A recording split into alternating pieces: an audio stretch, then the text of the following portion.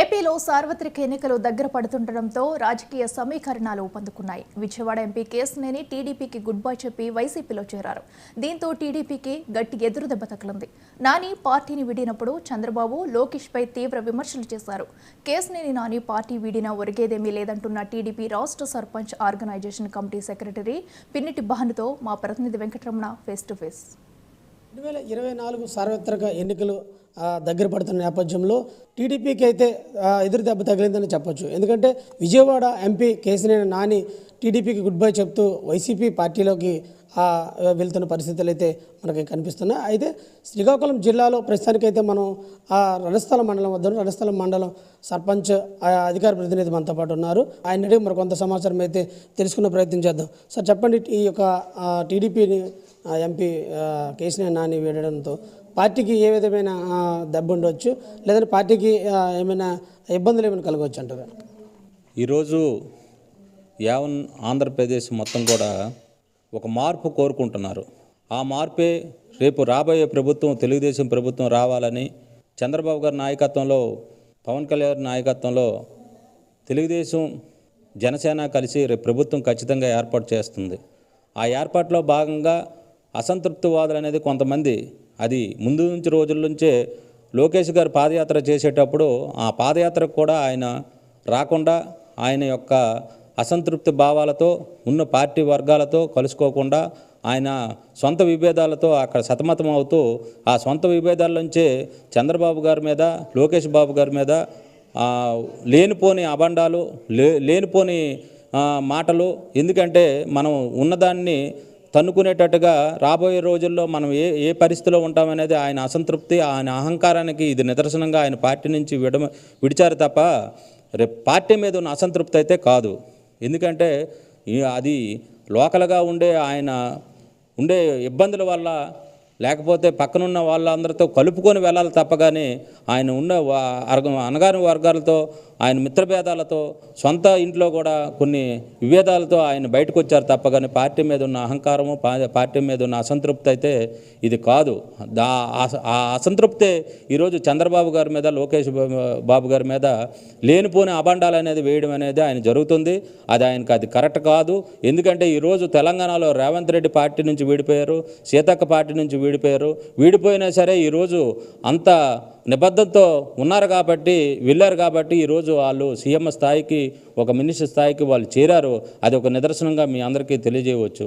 ఎందుకంటే ఈరోజు పార్టీకి ఏమాత్రం కూడా అందరూ కట్టుబడి ఉన్నారు, పార్టీ మార్పు కోరుకుంటున్నారు. లోకేష్ గారి పాదయాత్ర అనేది రాష్ట్రంలో చాలా వరకు పనిచేసి ఆయన ప్రజలకేంటో నేనేంటి అనేది తెలియజేశారు కాబట్టి, అది ప్రూవ్ అయింది కాబట్టి రేపు రాబోయే రోజుల్లో అత్యధిక ఎమ్మెల్యే సీట్లతో రేపు మన హెచ్ఎల్ నియోజకవర్గం కూడా కళా వెంకటరావు గారు అత్యధిక మెజార్టీతో గెలిచి రేపు రాబోయే రోజుల్లో చంద్రబాబుని సీఎం చేసి లోకేష్ బాబు గారు ప్రజలకు ఏవైతే హామీలు ఇచ్చారో హామీలన్నీ రేపు ఆంధ్రప్రదేశ్లో నెరవేరుస్తున్నాయని మీ అందరికీ తెలియజేస్తున్నాం. అంటే చంద్రబాబు నాయుడు గారికి, అదేవిధంగా లోకేష్కి కూడా చాలా తీవ్ర విమర్శలు అయితే చేశారు. చంద్రబాబు నాయుడు పెద్ద ద్రోహి, మాకు కుటుంబంలోనే ఇబ్బందులు పెట్టి రాజకీయం చేస్తున్నారు. అదేవిధంగా లోకేష్కి పాదయాత్ర చేసే అర్హత లేదు కోదాడా అని చాలా ఘాటైన వ్యాఖ్యలు చేశారు. దీన్ని మీరు ఎలా చూస్తారు? ఆయన ఈ పార్టీలో చాలా రోజుల నుంచి ఉన్నారు. అప్పుడు చేయని అన్యాయాన్ని ఇప్పుడు చేశారని అంటే ఆయన ఎంపీగా ఈ పార్టీ నుండే గెలిచారు. ఉండేటప్పుడు చంద్రబాబు గారు మంచోళ్ళు, లోకేష్ గారు మంచోళ్ళు. కానీ ఇప్పుడు ఆయన మంచి కాదని అంటే ఆయనలో జరిగిన అసంతృప్తి, అహంకారమే ఇది బయటపడ్డది తప్ప కానీ పార్టీని ఆయన ఏంటంటే విమర్శించడం అనేది సరికాదు. ఎందుకంటే అది ప్రజలకు తెలుసు ఏంటనేది. ఆయన చెప్పవసరం, ఆయన చెప్తే వినే పరిస్థితిలో ఇప్పుడు ఆంధ్రప్రదేశ్ రాష్ట్ర ప్రభుత్వం అనేది లేదు, ప్రజలు లేరు.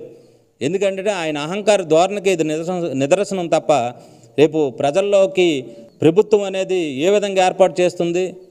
ఈయన లేకపోతే చంద్రబాబు గారి మీద, లోకేష్ బాబు గారి మీద రేపు రాబోయే రోజుల్లో చంద్రబాబు గారు జైల్లో, రాజమండ్రి జైల్లో ఉండేటప్పుడు ఏమీ తెలియకుండా, ఎవరు ఏర్పాటు చేయకుండా రాజకీయాలకు అతీతంగా 1,00,000 మందితో తెలంగాణలోనే ఏర్పడ్డదంటే అది ఒక చంద్రబాబు గారు ఉన్న ఆయనకొక్కడికే దేశం మొత్తం మీద ఆయనకున్న క్రేజేట్ అనేది బయటపడింది.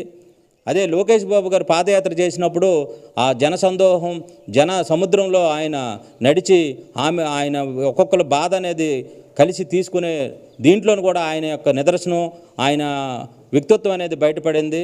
ఎవరో ఏదో చెప్తే వాళ్ళ మీద బురజల్లాలంటే అది తిరిగి వాళ్ళ మీదకే వెళ్తుంది తప్ప కానీ అది ఓన్లీ ఆయన అహంకార ధోరణే తప్ప ఇది కరెక్ట్ కాదని మేము రాష్ట్ర ఉమ్మడి శ్రీకాకుళం జిల్లా సర్పంచుల సంఘం ఆర్గనైజ్ సెక్రటరీ ఛాంబర్ అధ్యక్షులు మేమందరం దాన్ని ఖండిస్తున్నాం. ఇది మొత్తం మీద చూసుకుంటే శ్రీకాకుళం జిల్లా ఉమ్మడి శ్రీకాకుళం జిల్లా సర్పంచుల సంఘం ఛాంబర్ అధ్యక్షులు అయినటువంటి భానుగారు అయితే స్పష్టంగా తెలుగుదేశం పార్టీ 2024లో ఖచ్చితంగా విజయం సాధిస్తుంది.